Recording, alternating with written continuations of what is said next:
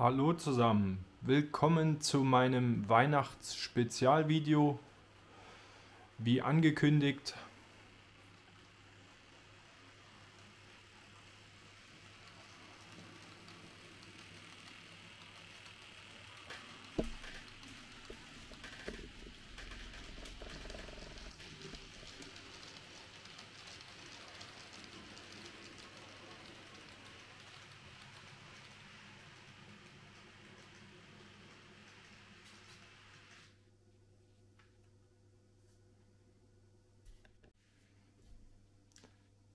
ja, und heute gibt's lauter Züge, die mit mir was zu tun haben, mit denen ich mich identifiziere, mit Wagen, wo ich euch gesagt habe, dass die etwas mit mir zu tun haben, nämlich die Selbstentladewagen, die FAC PPNS von Tillich zum Beispiel. All das gibt es heute zu sehen und ein Unboxing-Video ist es auch. Ich habe Dinge bestellt, die möchte ich euch zeigen. 2, 3 Modelle, aber vor allem Dinge, die die Anlage verschönern, verfeinern, detaillieren sollen, wie auch immer man das schimpft. All das gibt es heute zu sehen.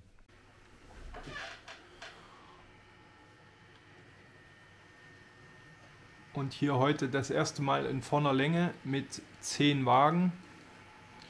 Schon Probe gelaufen, damit es nicht peinlich wird.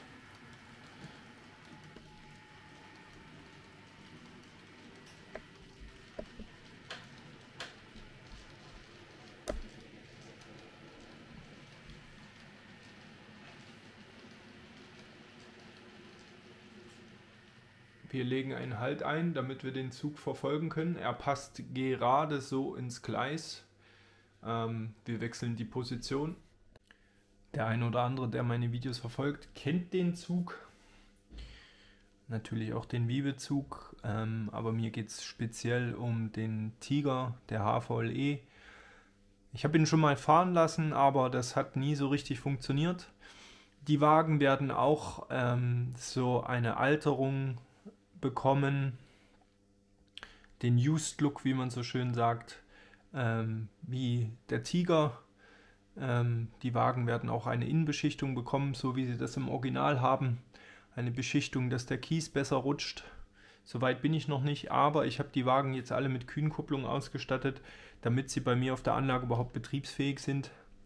Denn mit Tillich-Kupplung konnte man das vergessen. So, der Lokführer beschleunigt hinaus den schweren Schüttgutzug, auch wenn er leer ist. Im Moment noch.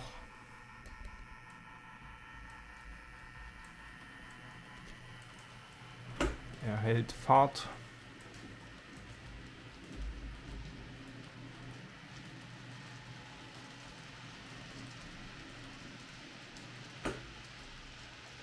Der Riedkontakt reagiert hier auf das Metallische des Mechanotigers, deswegen wie in der Originalszene, dass das Signal wieder fällt.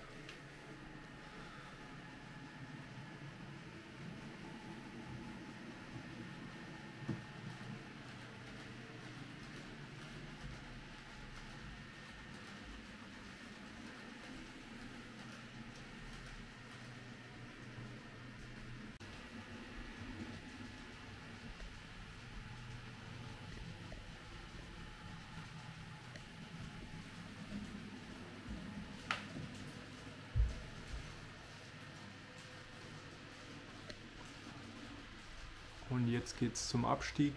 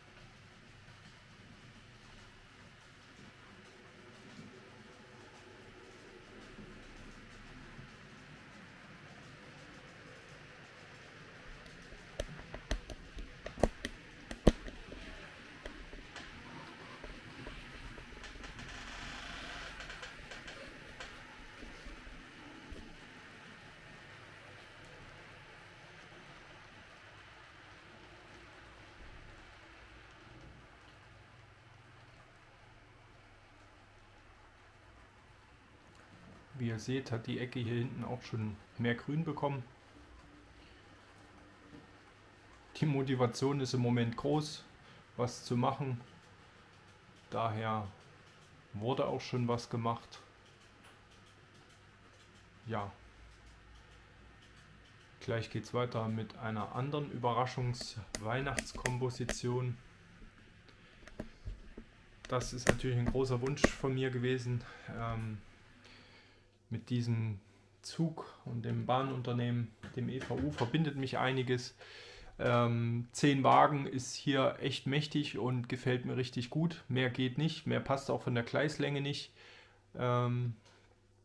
Normalerweise hat der Zug im Original auch mit dem Tiger 40 bis 45 Wagen. Warum 45 Wagen ist, kann man sagen, viel zu lang. Deswegen haben sie diese kurze Baulänge, dass man dort einen längeren Zug hinbekommt bei selber Kubikmeter Kapazität vergleichbar zu anderen Schüttgutzügen. Und das bedeutet, dass diese Züge mit bis zu 4000 Bruttoregistertonnen unterwegs sind.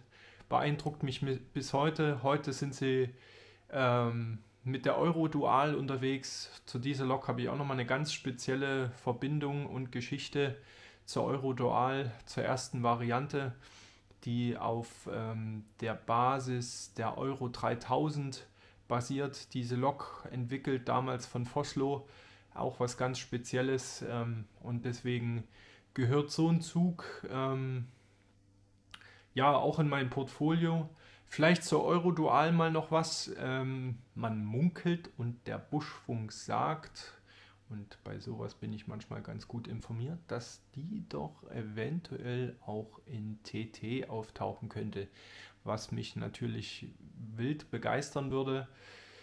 Es ist immer so, in TT, der Absatzmarkt ist schwierig und die Eurodual ist eine Lok, die europäisch ankommt, aber bei den Leuten, wo sie in Europa fährt, gibt es leider kein TT. Jetzt könnte man sagen, hey, jetzt gibt es ja in England bei den Briten auch TT, was ich super cool, super genial finde, aber da fährt halt keine Eurodual.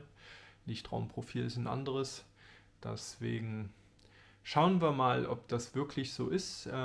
Ich weiß, dass es ein Fahrwerk in TT gibt mit denselben Radsatzabständen, wo die Eurodual umsetzbar wäre. Man müsste das andere nur strecken, das heißt die Drehgestelle mit den jeweiligen Abständen zum jeweiligen Radsatz wären genauso, dass es für die Eurodual passen würde. Und zwar ist das die BR 156. Und jetzt schicken wir doch mal alle TT-Buntbahner, die wenigen, die es hat, Stoßgebete in den Himmel, dass das die zwei Firmen, die die BR 156 im Portfolio haben, vielleicht doch mal erhören und sobald die Lizenz bei SudExpress abgelaufen ist, dann vielleicht doch mal eine Eurodual bringen. Es wäre hammergenial. Jeder TT-Bahner, auch wenn er kein Buntbahner ist, kann mir nicht erzählen, dass so ein schöner Mehano-Tiger mit seinen wunderschönen Tillich FAC PPNS-Wagen nicht was hermacht auf einer Anlage. Vor allem, wenn ich an die ganzen Modulbahner AKTT und so weiter denke, da kann man dann mal 20, 30 Wagen ranhängen und das macht dann doch schon richtig was her. So, genügend gefaselt jetzt. Jetzt soll es weitergehen mit etwas mehr Zugbetrieb.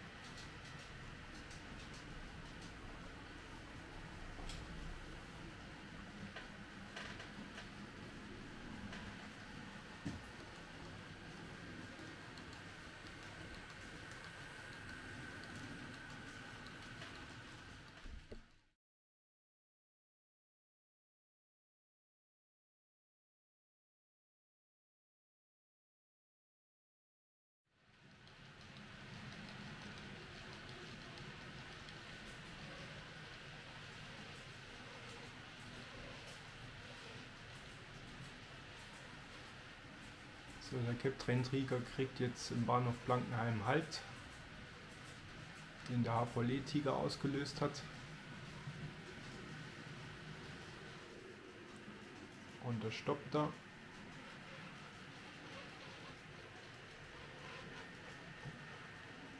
Ja, für solche Züge würde ich sagen, bin ich Modellbahner, und für solche Züge habe ich diesen Umbauaufwand betrieben mit den Gleisen, denn das war hier vorher so auf der Anlage nicht möglich.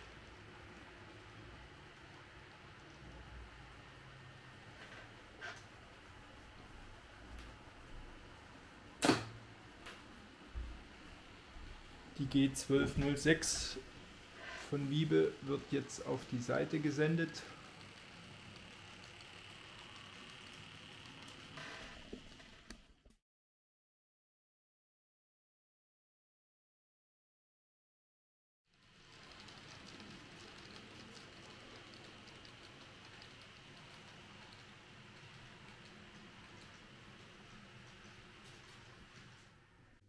Und der Tiger erhält Ausfahrt aus Blankenheim.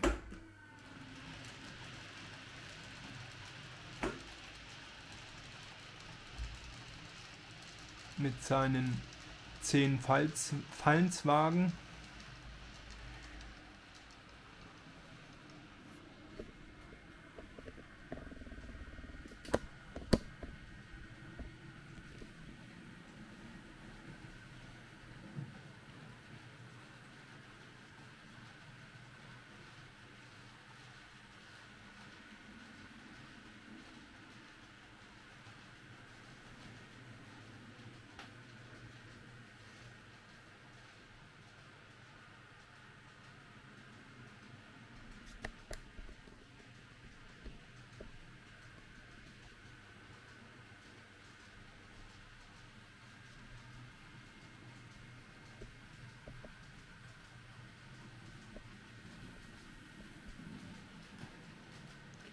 Von einem Fallenswagen hat es mir schon den Puffer entschärft. Den suche ich noch vom vordersten an der Lok, denn der Druck ist so hoch. Ich sichte ihn gerade. Der Druck ist so hoch auf diesen Zug. Diese wunderschönen Pico-Fallenswagen haben sehr viel Metall dabei und daher auch wirklich extrem viel Schub hier den Berg hinab. Da muss das Puffermaß stimmen, damit der Zug nicht überpuffert.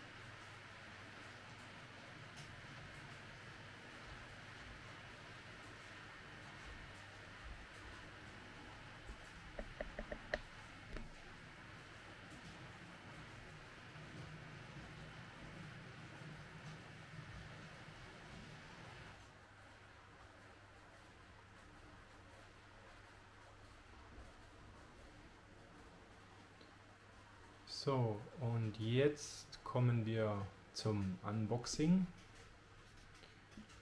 oder zum Öffnen der Pakete, der Weihnachtspakete. Und nun wollen wir loslegen.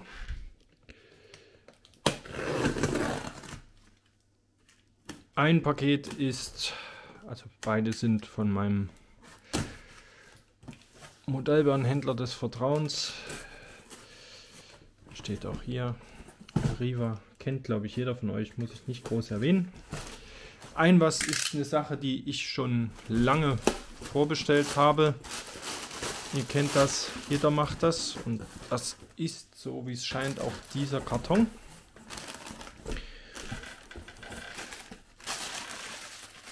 Da sind 3 Wagen drin. Einmal ist es der hier im neuen Design.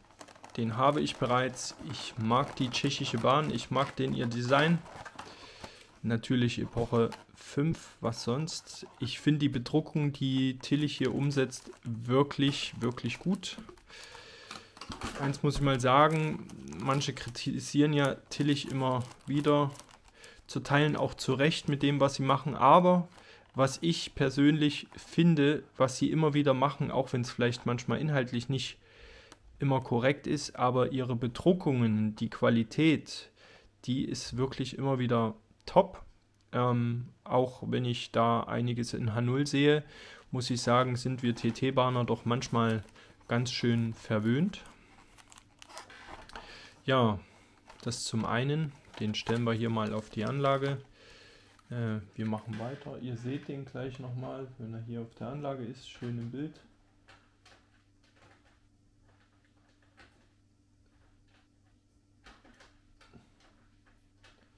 Vor allem das Schöne ist, er ist zugerüstet und auch schon farblich bepinselt. Da bin ich ja auch so ein kleiner Fetischist. Ich sehe jetzt gerade die Schlussleuchte. Ist auch schon bepinselt. Jetzt war es auf dem Neubauabschnitt so, dass er mir im Tunnel verschwindet. Das war so nicht geplant, aber ihr seht ihn gleich. So, das sind zweimal dieselben. Deswegen brauchen wir hier auch nur einen auspacken. Gehört, glaube ich, auch auf jede moderne Baustelle. Und zwar ist das ein Reswagen mit Tunneltubingen. Max Bögel Variante. Hat sogar ein Zertifikat, spannend. 1350 hergestellt, okay. Ja, den fand ich toll. Die Tubinge, ich habe ja nur auch Tunnel. Finde ich auch einen spannenden Transport, moderne Zeit. Habe ich die eine oder andere Lokomotive, die da gut herpasst. Mit dem Zug muss ich mich doch noch sputen, wenn ich da einen ganzen Zug draus bauen will. Wa? Wobei ich jetzt festgestellt habe, dass die Reswagen von Tillich bei mir gar nicht so gut laufen. Ja, das war lange vorbestellt. Der zweite Wagen ist der gleiche. Auch hier, wir können ihn mal auspacken und stellen ihn gleich drauf. Dann könnt ihr das auch gleich nochmal beobachten, wenn wir mit Auspacken fertig sind. Ja, Kollege, sei doch vorsichtig. Ist das extra eingepackt. Schick, schick, schick. Gefällt mir. Hab schon diverse Res. Faktisch ging es mir um die Ladung. Hm? Auch den stellen wir auf die Anlage. Könnt ihr gleich begutachten.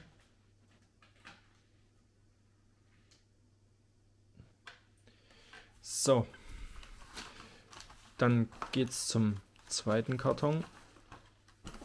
Das packen wir mal so weg. Hier steht eine 20 drauf. Fragt mich bitte nicht wieso. Ich weiß es selber nicht. Auf das Paket freue ich mich persönlich am meisten. Natürlich die Wagen sind immer Freude.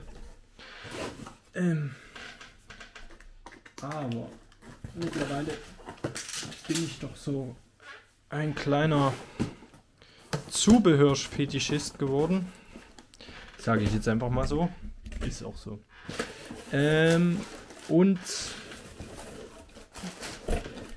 Riva hat tatsächlich wirklich viel im Sortiment. Ich weiß gar nicht, ob das die einen oder anderen so mitbekommen. Wie das Geile hier zum Beispiel. Ja, das war teuer, ihr seht's.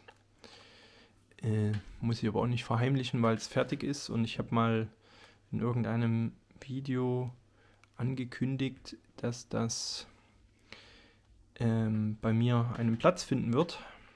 Nämlich im Stellwerk. Ich hoffe hier, das ist ein bisschen zerfummelt. Ja, jetzt kann man sagen, das ist teuer oder nicht, aber das gehört dazu. Ich hätte es auch selber bauen können. Plus bei mir ist es dann immer die Zeit.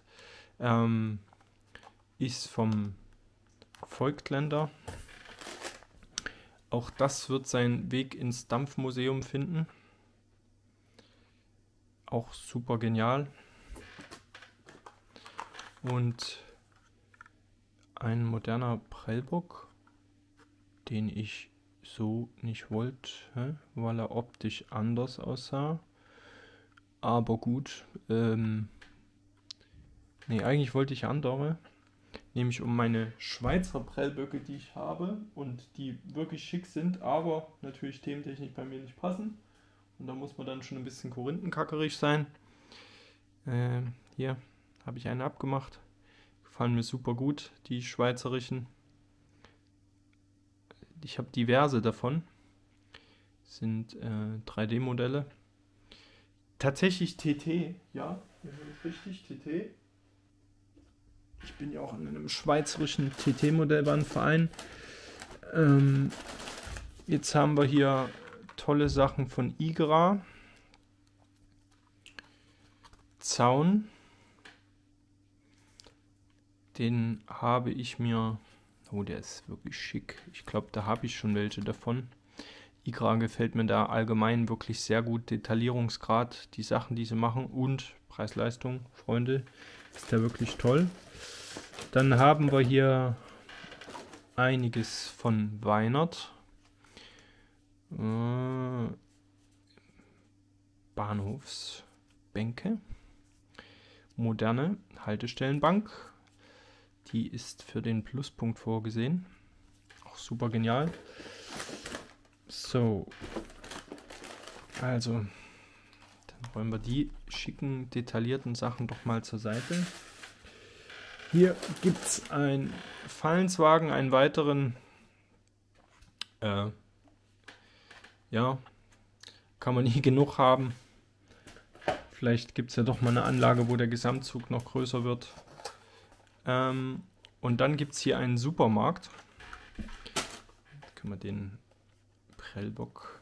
Einen Supermarkt. Ich finde Igra, wie ich ja gerade schon erwähnt habe, wirklich toll und spannend. Oh, jetzt hat es hier mein... Was ist das denn? Ich habe es dann nur zur Seite gelegt, da hat mein Cuttermesser entschärft. Da brauchen wir ein Skalpell zum Öffnen. Oder geht's so? Es geht so. Hi. Freihändig ist immer schwierig.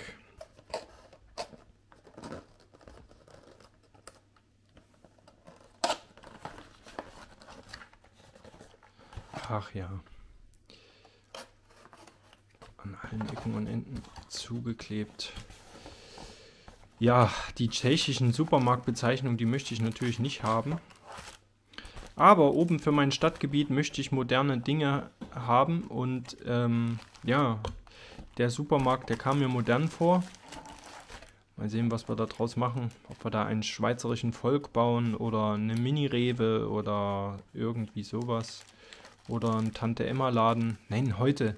Ich bin ja moderner Bahner. So ein unverpackt Laden oder irgend sowas werde ich mir da reinbauen.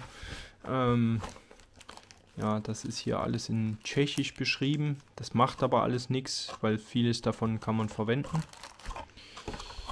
Ihr könnt hier nochmal... So wird der aussehen. Igra ist auch einer meiner Favoriten für ein neues Bahnhofsgebäude. Die haben da so 2, 3 aus Österreich und Tschechien, die mir wirklich gefallen. Und deswegen bin ich da am Überlegen, aber noch nicht sicher. So, jetzt werden wir hier euch switchen. Die Position ist getauscht. Und ihr seht, was es hier so gibt. Halt. Die Sachen habt ihr ja schon gesehen. Auch den Wasserkran werdet ihr dann zusammengebaut sehen. Ich weiß jetzt nicht, ob ich das zwischen Weihnachten und Neujahr schaffe. Hier der Reeswagen mit den Tubingen. Wir fahren ihn mal aus dem Weg, um den wunderschönen tschechischen Packwagen nochmal ins Bild zu rollen. Ja, und final bleibt mir nichts anderes übrig, als Danke zu sagen für das tolle, spannende Modellbahnjahr. Ich wünsche euch allen wunderschöne Weihnachten, einen guten Rutsch. Ob ich jetzt vor Silvester nochmal ein Video mache, das weiß ich nicht genau. Ich bin auf alle Fälle gerade gut im Modellbahnmodus.